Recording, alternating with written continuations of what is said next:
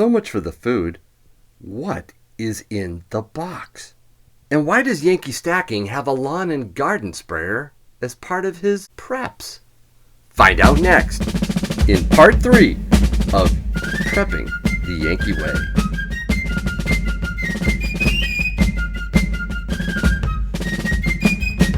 Hey everybody, thanks so much for joining me for the third in a series of Prepping the Yankee Way.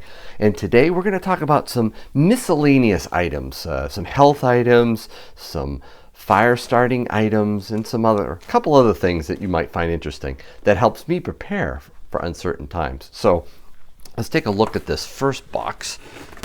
This is the health items. Let's slide that stuff over. There. So we've got a few items in here. Actually, that I can put later. So this is, we're going to start out with the fun stuff. A portable bidet. Well, look at that. Yeah, we'll come back to that in a little bit. We've got Band-Aids. Plastic forks. Interesting. Well, there you go. Yeah. Okay, a little personal, but that actually is an important item for women out there in a crisis situation. You might run out of tampons. That is something that you really want to check into if you haven't already. Okay, I'm not going to get into that anymore. So, Imodium, very important for anti-diarrhea. We got first aid wraps. We've got some isopropyl alcohol in here.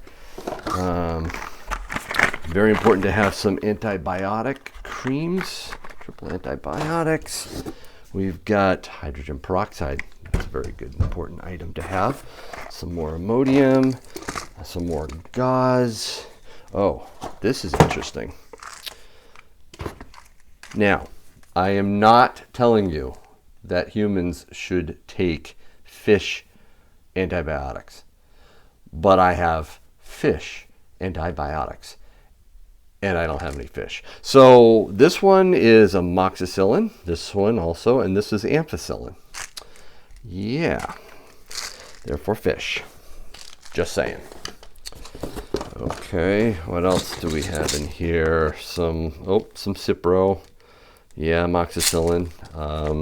At some point, some of these antibiotics will lose their potency, but something is better than nothing. If in a crisis situation, when you cannot get a hold of important medications, even a simple cut could be life-threatening if left untreated. Obviously, ibuprofen. Okay, so I'll put that in the burn stuff here. All right, so first aid. Actually, no, this is a burn gel. I'm sorry, I thought it was to start a fire. Whoops, no, this is to cool down if you've gotten burned. Burn gel plus pain relief for burns. Let's see, the opposite side of this. So we go from Imodium to the laxative pills. All right, could be helpful. Okay, so yeah, all right. Yes, latex disposable exam gloves could be helpful too. Petroleum jelly, nice. More pain relief. This one is Tylenol. Then we've got some hand cleaners. Stay sanitized, several of those. And a couple more laxative pills and some more Band-Aids. And that's about it for the medical stuff. Hold on one second and I will show you what's next. Cotton balls. You want to start a fire? These guys are great. They're quite cheap too. Probably a penny a ball. Really nice to have. In fact, what I do is I take petroleum jelly that I showed before and the cotton balls and I mix them together, creating little balls that burn for like 5 to 10 minutes. Fantastic fire starters when you mix the two together. All right. I have some other stuff like the instant fire. This is a tube that you can just squeeze out to start a fire. Very interesting to try. This is your fire starting tool. Spark up. I have used several of those. That's a fire starting tool. I've used it. Then we get into candles. Very important to have lantern style candles. This guy just hangs there and you can light them up. These candles, I believe, are 9-hour candles that fit into here. I have a box of them.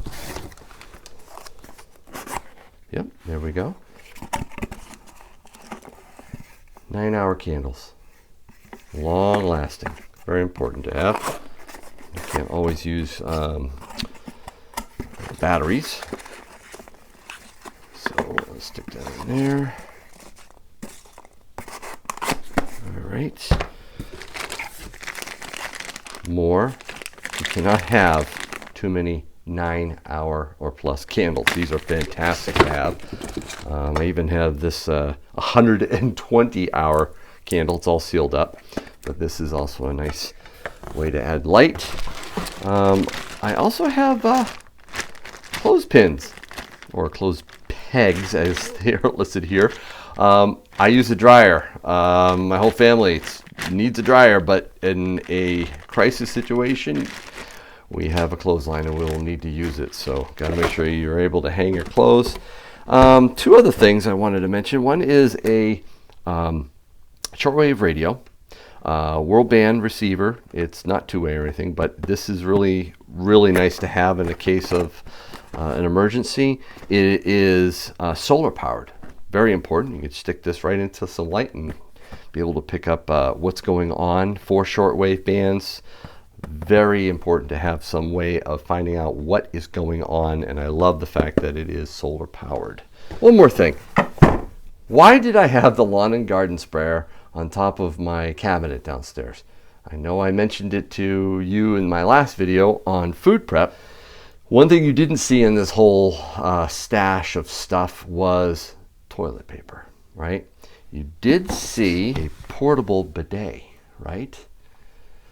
This is the industrial strength bidet. When there is no more TP, what are you going to use?